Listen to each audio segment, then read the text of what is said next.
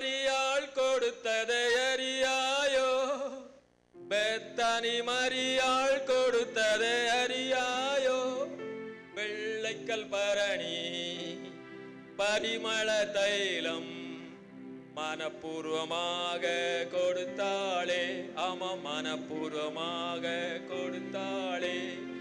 அதுபோல் நீயும் கொடு, உனக்கு கொடுக்கப்படும், அளவுனக்கு அளக்கப்படும். அமுக்கி குலுக்கி சரிந்து விழும்படிக்கே அதனின் பலனை அடைந்திடுவா.